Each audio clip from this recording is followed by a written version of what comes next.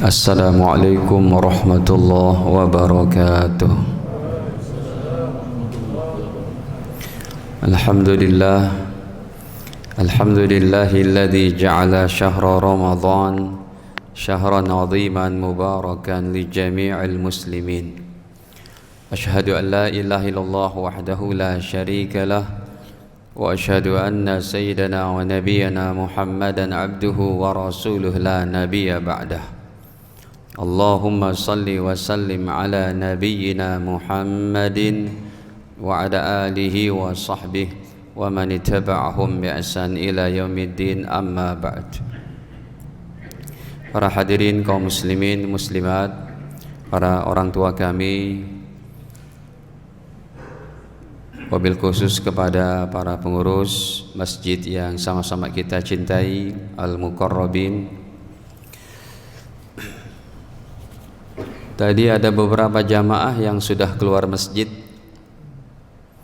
Kalau bapak ibu sholat tarawehnya tidak rampung dengan witir sama imam, maka tidak mendapatkan pahala sholat tahajud semalam suntuk.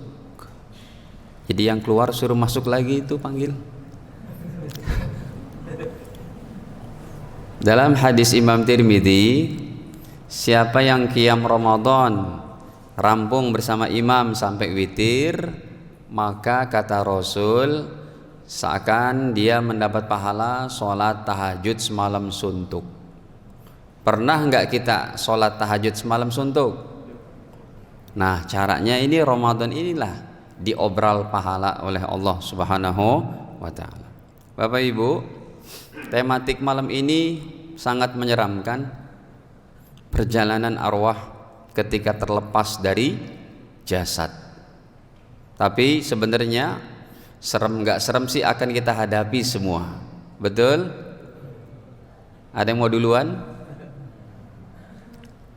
Pasti mau yang bicara kek, yang mendengarkan akan ketemu dengan fenomena yang gaib ini. Begini, saya dikasih waktu berapa menit Pak? 15, tambah 15 lagi boleh? Sepertinya 15 menit nggak cukup. Hadirin, rohani ini, rohani yang baik itu merupakan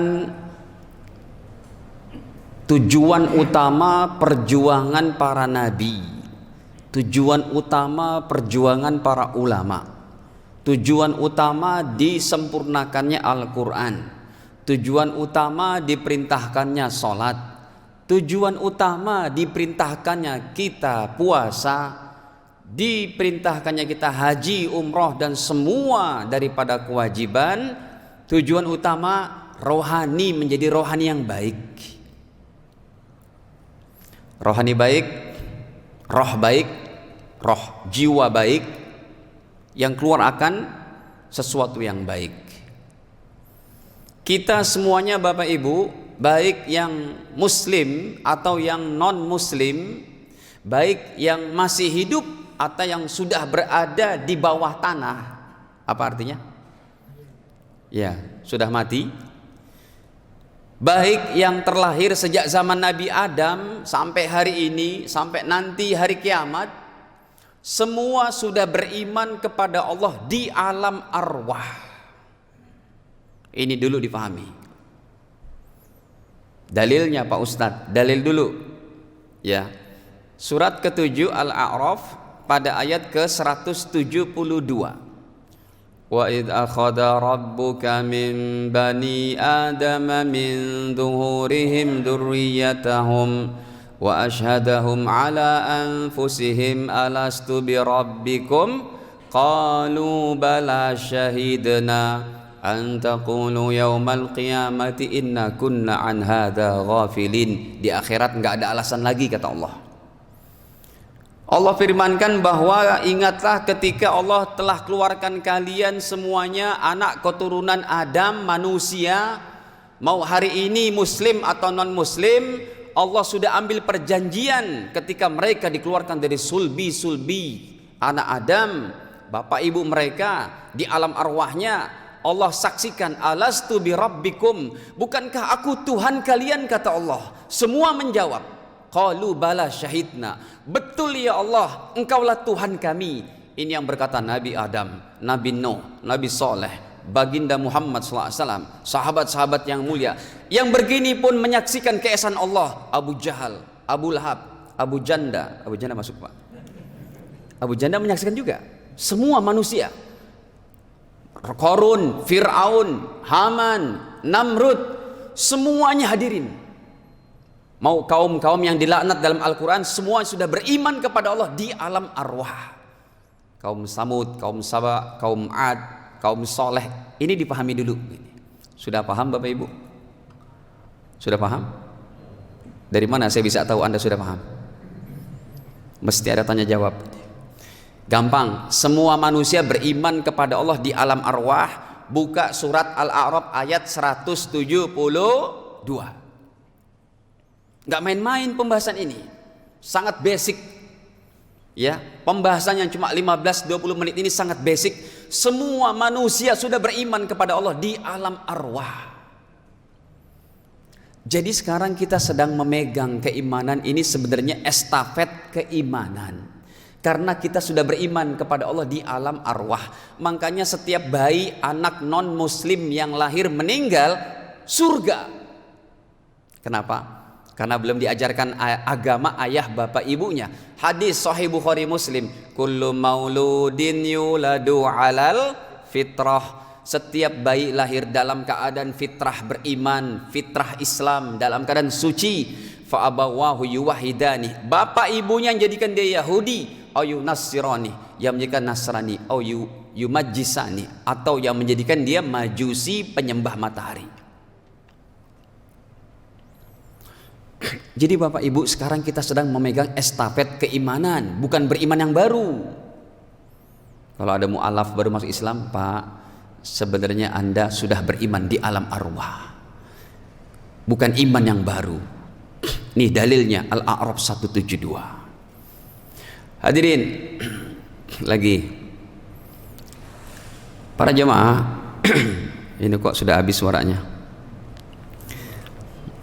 Iya, itu air biarin untuk nanti cadangan. Begini hadirin Bapak Ibu, jadi semua manusia itu sudah beriman kepada Allah di alam arwah semuanya. Kalau kita perhatikan olahraga atletik itu, ada yang lari 10 km, lari maraton. Ada yang sprint 100 meter. Yang tahun-tahun kemarin tuh yang juara anak muda dari Lombok tuh siapa namanya? Zuhri ya. Muhammad Lalu Zuhri. Itu yang juara 100 meter. Ada juga yang disebut dengan lari estafet. Dimainkan oleh 4 orang dan setiap 100 meter tongkatnya itu harus diserahkan. Kalau tongkatnya jatuh ataupun orangnya tidak sampai kepada finish, gagal estafetnya itu. Kita sedang melaksanakan estafet keimanan. Sampai kapan finishnya? Sampai datangnya malaikat maut kepada kita. Jangan lepas estafet keimanannya. Kalau orang sudah estafet keimanannya lepas, nggak bakal diampuni dosanya oleh Allah Bapak Ibu. Bukan radikal, bukan ustadz yang menjudge, bukan ulama yang memvonis, Allah yang menentukan. Mati dalam keadaan kafir tidak akan diampuni oleh Allah. Innalladzina kafaru wa matu wa hum kufar. Ali Imran 91. Sesungguhnya orang-orang yang mati dalam keadaan kafirnya, falay yuqbal min ahadihim mil'ul ardi dhahaba, sekalipun ia punya kekayaan emas sepenuh bumi, tidak akan bisa menebus dosa-dosanya di akhirat. Kira-kira Bu, Pak, ada enggak orang punya kekayaan emas sepenuh bumi? Enggak ada. Hari ini yang paling kaya Mr. Jeff Bezos sama Mr. Bill Gates itu di bawah 3.000 triliun. Orang Indonesia paling banyak 500-an. Ustadz ngitungin harta orang, bukan ngitungin harta orang, tahu dari media sosial. Nah hadirin, orang yang sudah meninggal, kalau estafet keimanannya sampai meninggal dia kafir, nggak bakal diterima. Ali Imran 91. Yang kedua, mati dalam keadaan musyrik, Dia mengakui ada Tuhan selain Allah, ada kekuatan, ada pemberi rezeki, ada yang memberikan mudarat, ada yang memberikan bahaya, ada yang bisa memberikan manfaat selain Allah. Mati dalam keadaan musyrik nggak bakal diterima. An-Nisa 48, An-Nisa 116. Innallaha la yaghfiru ay yushraka bih. Sesungguhnya Allah tidak mengampuni dosa yang namanya syirik. Wa yaghfiru ma duna dzalika liman yasha. Dan Allah mengampuni dosa selain itu. Contoh syirik, Pak. Ada yang pakai batu akik? Yang pakai batu akik langsung digituin gitu. Ini Rasul pakai batu akik, Pak, di sebelah sini. Cangkangnya itu dari perak, karena laki-laki tidak boleh pakai emas, paling tinggi boleh pakai perak.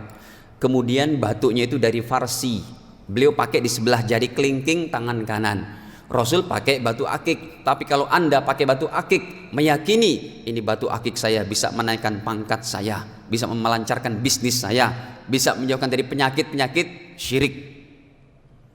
Mati dalam keadaan begini bahaya, habis harapannya. Yang ketiga, meninggal dalam keadaan murtad. Ini pun Allah firmankan, wa may yabtaghi, dan siapa orangnya yang mencari agama ghairal islami dinan, selain agama Islam sebagai panutannya, ajarannya, ikutannya, falay yuqbala minhu, tidak akan diterima oleh Allah selama-lamanya, wa huwa fil akhirati minal khasirin, di akhirat tidak akan ada harapan lagi, hadirin, sengsara dan sengsara. Surat Ali Imran ayat 85. Yang terakhir, Pak, Ibu.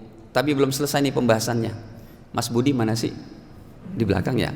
Minta izin Mas Budi ya. Beliau bilang WA saya, Ustadz 15 menit. Kayaknya kurang sebentar nih, Pak. Hadirin, yang nomor 4, mati dalam keadaan munafik akidah. Munafik akidah adalah casingnya casing muslim, tetapi batinnya kafir kepada Allah. Casingnya casing beriman, batinnya memusuhi Allah dan Rasulnya. Casingnya casing Islam, hatinya memusuhi Islam dan umat Islam. Orang munafik seperti ini, Pak, persis kayak menggunting dalam lipatan, persis kayak musang berbulu domba, persis seperti orang-orang yang dia yaitu tampaknya berjubah, bersorban, berpeci, tetapi sebenarnya hatinya ingin merusak Islam. Orang yang seperti ini lebih bahaya lagi rohaninya yang kayak begitu, Pak. Bukan cuma Allah katakan dia masuk neraka, nerakanya paling bawah.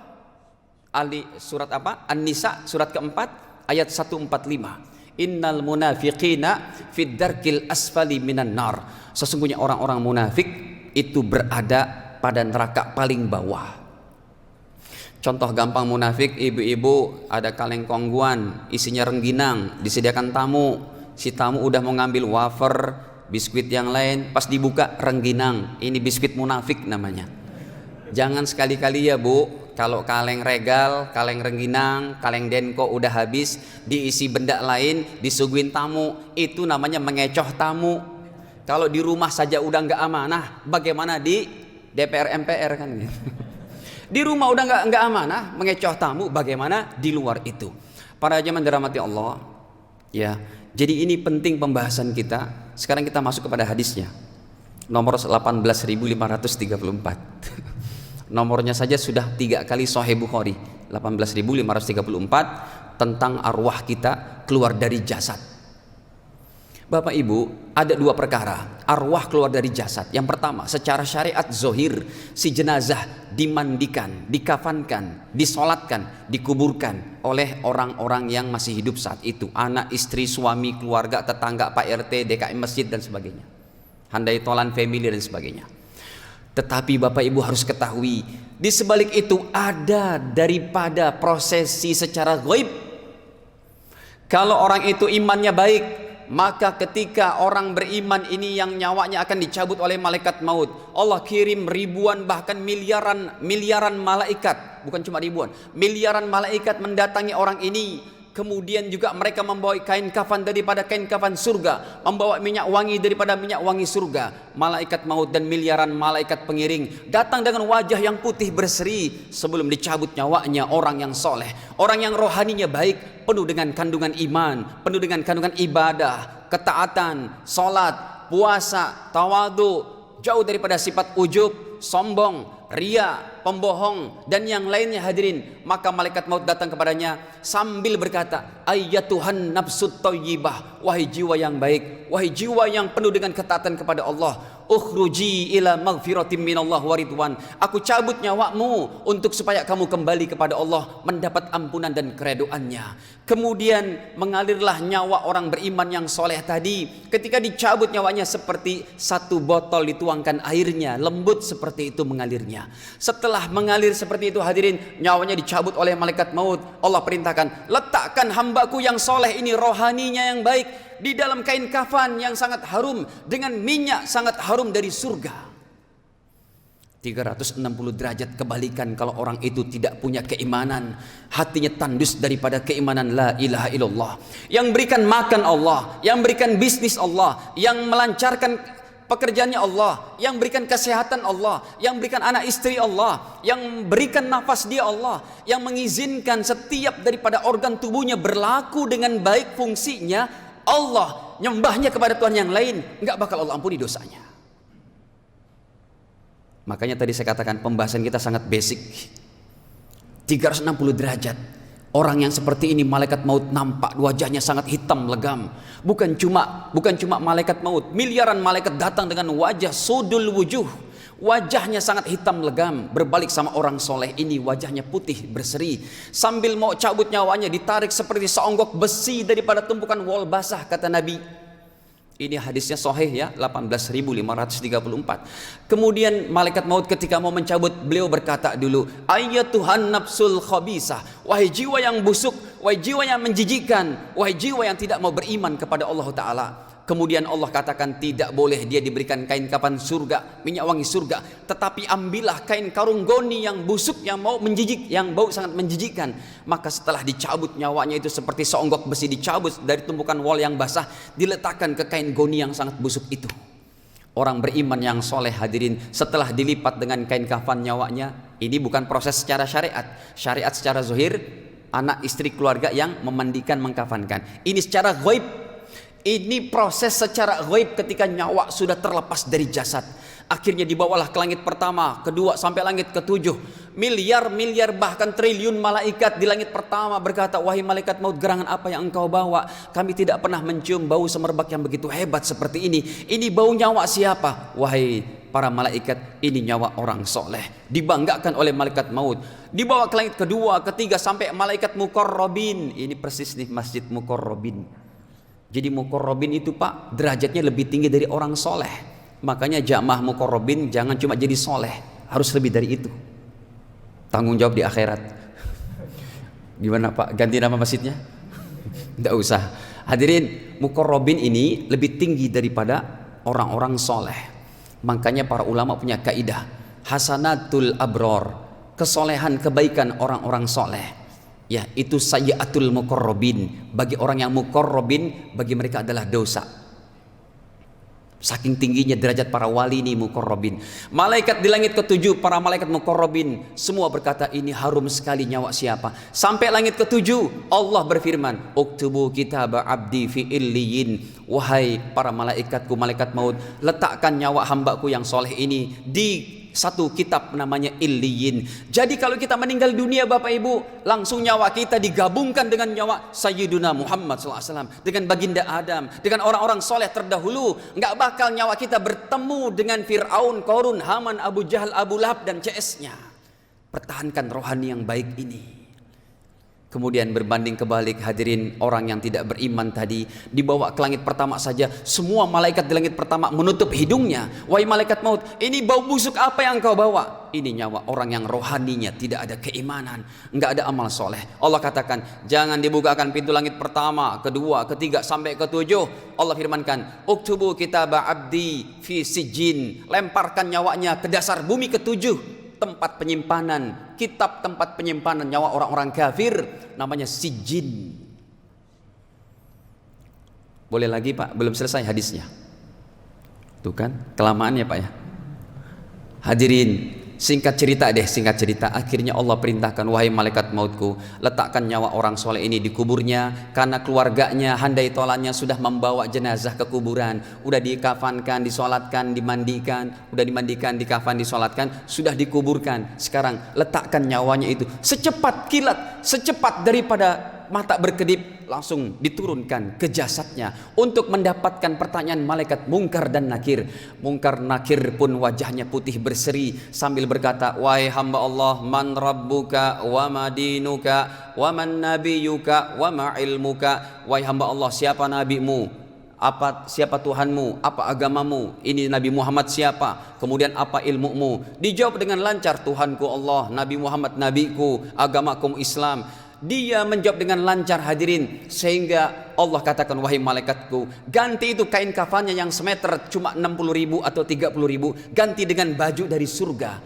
Kemudian tempat tidurnya itu kok tanah liat, ganti dengan tempat tidur dari surga. Wahai malaikatku, iftahu lahu baban minal jannah, buka satu saluran pipa dari surga menuju kuburan orang-orang soleh ke kuburnya, supaya wangi surga, air condition surga masuk ke dalam kuburan orang yang dia rohaninya baik. Ini proses yang terjadi hadirin. Berbanding seperti itu juga terbalik 360 derajat. Orang yang tandus daripada keimanan, maka ketika ditanya man rabbuk wa man nabiyyuk wa ma dinuk, dia tidak bisa jawab. Dipukul dengan palu dari martil oleh malaikat Munkar dan Nakir di sininya, didengar oleh seluruh makhluk kecuali manusia dan jin. Kemudian Allah katakan, itu baju jasnya, bukan jas yang ini ya Pak ya. Itu baju jasnya, dia pakai jam Rolexnya, dia pakai bedak, pakai make upnya hadirin. Kata Allah, ganti dengan api dari neraka. Tempat tidurnya ganti daripada api neraka. Demikian juga buka satu saluran pipa dari neraka, supaya bau busuk neraka dan panasnya masuk ke dalam kuburan orang yang rohaninya tandus daripada keimanan. Ini perlu diketahui, hadis ini derajatnya sahih. Arwah keluar dari jasad enggak sembarangan. Jadi Bapak Ibu, enggak apa-apa kita memperbagus wajah kita, penampilan kita, asal rohani ini baik. Kalau orang yang cuma memperbagus wajahnya saja, rohaninya dibiarkan, ini cuma jadi makanan cacing dan belatung di alam kubur. Betapa banyak ulama-ulama kita yang sudah kita dapati, jenazah sudah 100 tahunan masih utuh. Seperti guru kita Syekh Nawawi Banten yang makamnya ada di Makkah Al-Mukarramah di Ma'la, dibongkar masih utuh. Kenapa? Rohaninya baik. Dan hadis derajatnya sahih, Muslim, Abu Daud dan yang lainnya, bahwa Nabi bersabda, para nabi di kuburnya hidup menjalankan sholat, tapi bukan sholat yang wajib, sholat untuk mengenak-enakan daripada keadaan mereka untuk bernikmat-nikmat di alam kubur sambil menunggu kedatangan hari kiamat. Kalau kita bukan sholat, tetapi malaikat berkata, nam ka naumatil arus, tidurlah kamu sebagaimana tidurnya pengantin baru. Bapak Ibu, puasa Ramadan ini, apalagi hari-hari besok sudah mulai Lailatul Qadar untuk kita cari. Bismillah, kita tetap semangat ya menjalankan ibadah ini, dan semoga corona pandemi ini ya di dunia, khususnya di negeri kita Indonesia, ya Allah jaga kita, keluarga kita, masyarakat kita, dan Allah angkat segera pandemi ini dari permukaan bumi ini, amin ya rabbal alamin. Ini saja dapat kami sampaikan, dan kebaikan dari Allah. Yang terbaik bukan cuma yang menyampaikan atau mendengarkan, yang terbaik adalah orang setelah mendengarkan lalu dia mengamalkan apa yang sudah kita bicarakan saat ini. Hadanallahu ikum ajmain. Subhanakallahumma bihamdik, asyhadu an la ilaha illa anta astaghfiruka wa atubu ilaik. Wassalamualaikum warahmatullahi wabarakatuh.